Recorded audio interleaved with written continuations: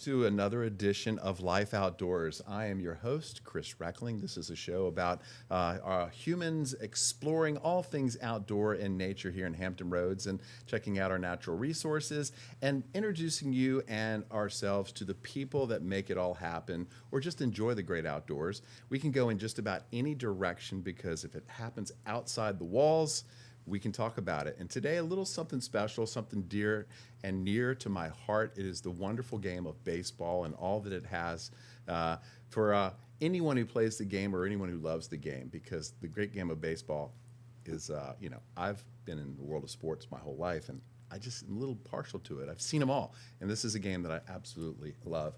And today, we are going to get to know Scott Stubbe. He is he's a teacher first at First Colonial High School, and he's also the head baseball coach at First Colonial High School.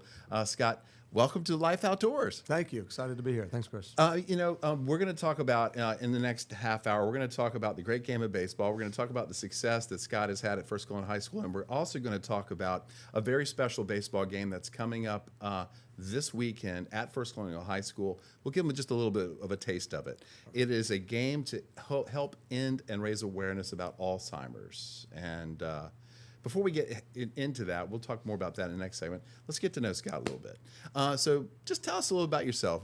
You're from the area, you grew up here, and take us from that. Yeah, definitely. I've been here since like 1979. I'm born outside of Chicago area, but grew up here and have went to Bayside High School and graduated from there, then went to Old Dominion and played baseball at Bayside. Ended up not playing at ODU, but then after graduation got into coaching pretty soon after, actually right at the tail end of college, and was coaching some back in my alma mater, Bayside, then got into coaching over at Green Run, Granby High School, Tallwood High School, and then First Colonial High School. So this is my 30th year teaching right now, and probably 32 years, give or take, coaching.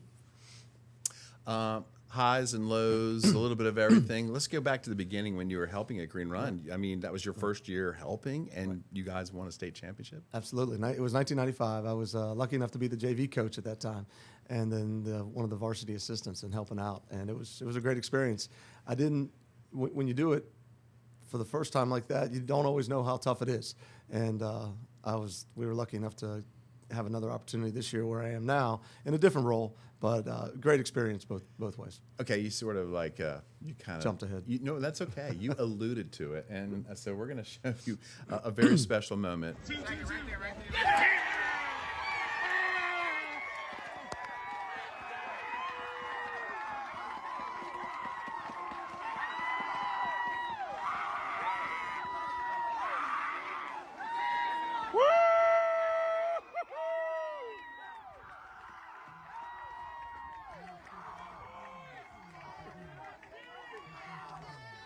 Okay, but I want to come back to it. I mean, Right. we'll talk about it some more. But you know what? This is a journey that you've been on, not with yourself, but also your son, which you've coached since he was little. Your son Wes, you coached him with the Drillers. You came up through Kempsville. You played them all, Right.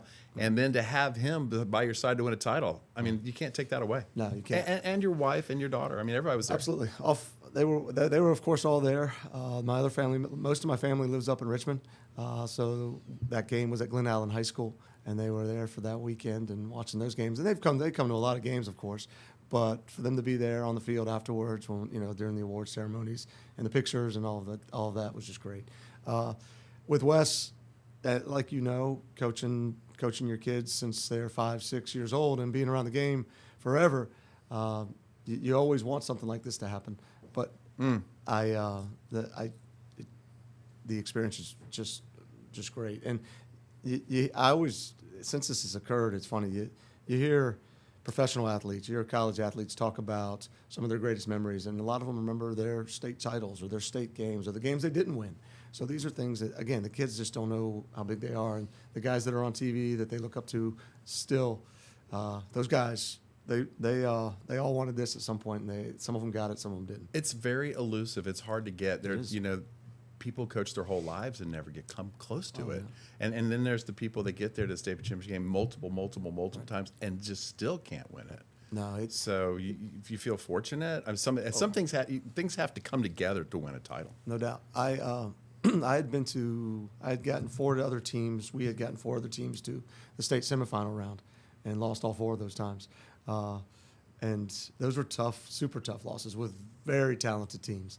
And baseball is a game. You got to win the close games. You've got to have a couple things go your way, and a couple balls drop in here and there. And that's what ended up happening for us last year. We won some close games. We won some big games, but even in the semi last year, we were down 4-3 going into the 7th and kind of blew it open then. Wow. So you just can't take it for granted, and it's never easy. It doesn't matter who you are. Okay, so you mentioned the game of baseball. We're going to take a short break right now. We're going to talk more about the game of baseball, what makes it so special, and coming up a little bit, we'll talk about a very special game coming up this weekend. So we'll talk more about that in just a bit. We'll take a quick break here on Life Outdoors, so stand by for that.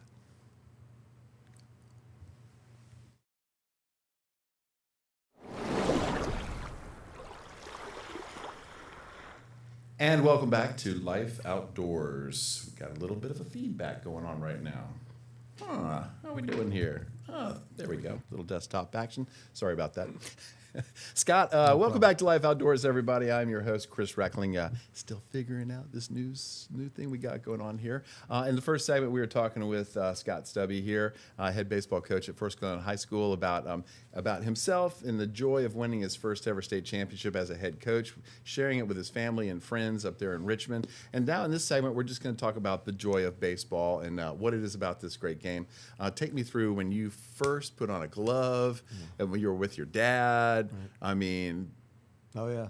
I mean, remember playing t-ball. I think my first official game was over at Oceana.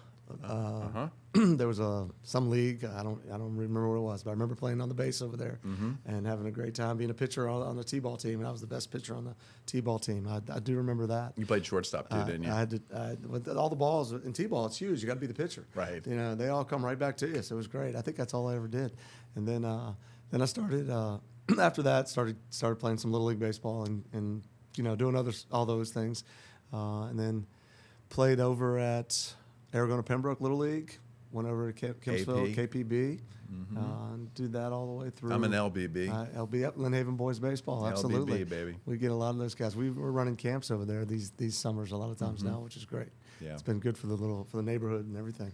Let's talk about your philosophy when it comes to coaching, because you as a high school baseball coach have a lot of responsibility to teach these kids, these young men, more than just a game of baseball. I mean, because baseball is a game of structure, it's a game of hustle, it's a game of desire and want, and these are some life lessons that translate to life. And how much of that are you teaching, and what is your style?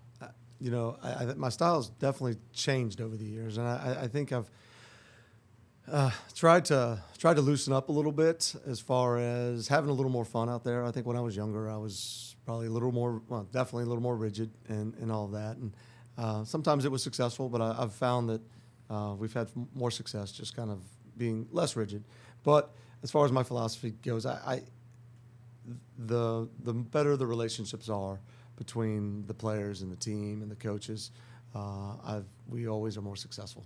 When they are spending time together off the field, when the coaches can have great, conversations with them and to help them deal with all the adversity that comes with baseball, or just have good conversations of whether we were out of town over spring break, and I had some guys that were talking about fishing, and one of my assistant coaches, my JV coach Rob Meyer, is an avid fisherman. And half of their conversations were about fish, and he was doing little group text with his JV team back home, and they had some contests that week of what was going on there. And so those relationships don't always happen. And certain teams, when you don't have those connections, you usually aren't as successful. And then to add to that, if I can help these guys deal with the failure of baseball, and then somehow relate it to what's going on in life. Because we all know it's gonna happen in life at some point. You're gonna get punched in the mouth, and you got to find a way to bounce back. That's the beauty of baseball, or the joy of baseball. And speaking of baseball, we're going to show a little bit of baseball right now. Just a couple things I found in the archives. Oh, imagine that! It's Princess Anne. Look at that. That's First Colonial. I found those uniforms the other day. No, it's not First Colonial. It's Indian River. Is it Indian River? Yeah. Oh, we had at some Harbor uniforms. Park. It is okay. But that's okay. I mean, all right. So it doesn't matter. We're just going to show you some. This is just background background noise right here to enjoy the game of baseball. It's played outside. You guys as coaches, you take care of the fields. You watch the weather every single day. We do. I make jokes with some of my colleagues that coach other sports, at First Colonial, and how much time we spend on the field. And our soccer coaches, they have a nice turf field at this point, and they go out there and roll the balls out and they do their stuff and they do a great job, but they don't have to worry about cutting the grass or edging it and doing all those different things. Whether or not you can play, putting down the tarp. Oh yeah, putting the tarp down. And look, and now we're watching a little bit of Challenger baseball. This is in Norfolk. This, the game of baseball is for everyone. Definitely. We did a few Challenger games at First Colonial probably 15, 20 years ago at this point. And it was a great experience. The kids had a great time. I brought my team out, and when they look at these faces, had if you so can, much fun. and the joy of everybody playing.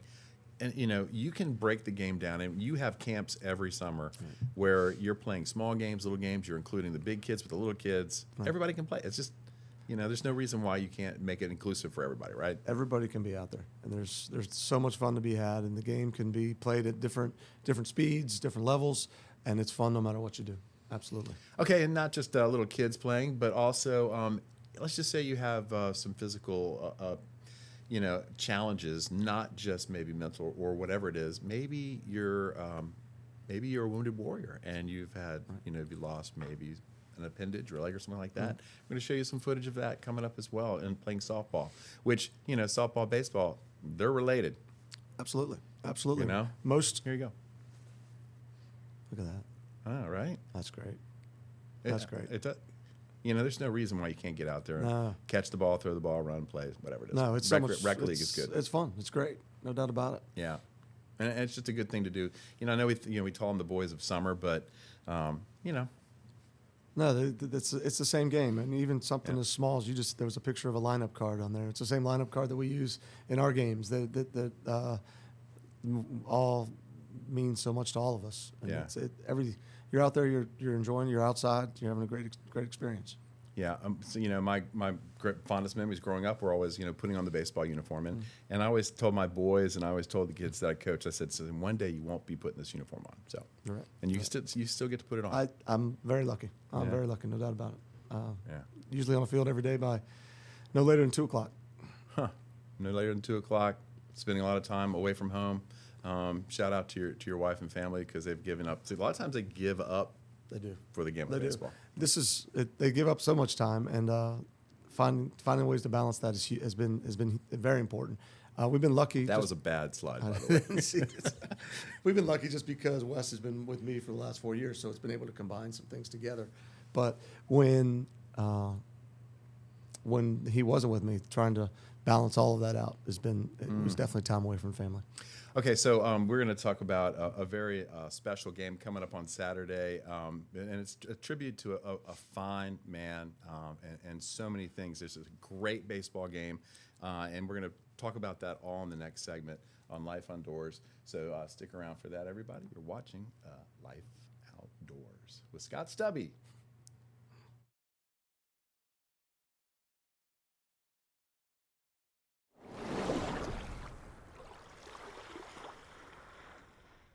And welcome back to Life Outdoors. I am your host, Chris Reckling, where we explore all things outdoors, and we'll take it in so many different directions. And today we're taking it in a direction that means a lot to me, and that's the game of baseball. I played all the sports growing up, but this game is something special about it. You always see something different in the game of baseball. And there's so many different things you can do with the game of baseball. You can teach life lessons through the game of baseball. You can share great moments with family and friends through the game of baseball. You can have a passion and go to different games around the country. Or you can have a special benefit game to raise awareness for something very special. And that is exactly what is happening on May 3rd at First Colonial High School, when the First Colonial Patriots play the Cape Henry Dolphins. That's right, the Dolphins. And a very special game. And nobody knows more about this than Scott Stubbe. So what is the name of this game, and what is it all about? It is the Norby Wilson game to end alts and the Battle of Mill Dam Road. So that is it's a mouthful. It is. It's the second year, and we changed the title a little bit from last year just to be a little clearer as far as as far as how we wanted to kind of keep it going and what direction we wanted to go in. So May 3rd, 1 o'clock at First Colonial High School. Okay, and there's a reason why, and it all starts with one, one special person.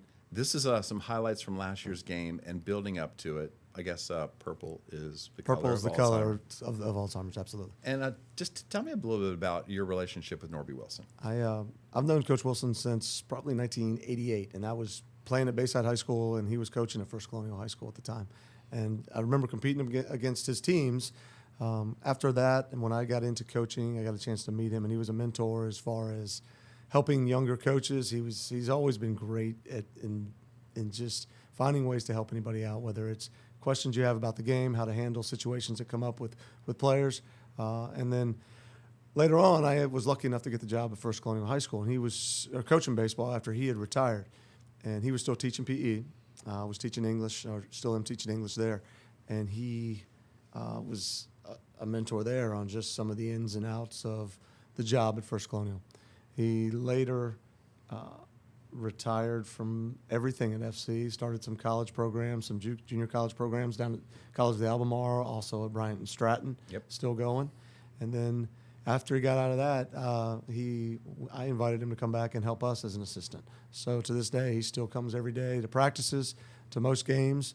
He tries to stay out of the way of games. He always feels like he's in somebody's like he's a distraction at times. He's a very humble man, and so sometimes he won't be at games. He'll go watch another game for us just to kind of scout some things and see if he sees anything. So anything he can do, to help us out, and baseball in general. It's not just about First Colonial High School. He loves everybody that's involved with baseball, and you won't hear him say a bad thing about anybody. No, but if you played at Princess Anne, you might say a couple bad things. I don't know. He'll rib you a little might bit. give one or two of you. Okay, so 9 or 10 years ago, Norby was diagnosed with Alzheimer's, and he, his mom had Alzheimer's, and he saw what it did to her, and he saw that battle, and he's been battling it, and his battle has been so courageous. He has done everything in his power to kind of push it off and do the best he can. He's still active. He takes his medication. He does everything. Right. No, for like you said, for 9 or 10 years, he has been just fighting and fighting and fighting. And if you were to see him, I bumped into somebody recently who was asking how he was doing, and he's kind of hit a plateau in my opinion. And he still remembers things that happened 30 years ago. Mm-hmm. He might forget something that happened 30 seconds ago, but so do I as well. Yeah, right. It happens to a lot of us. He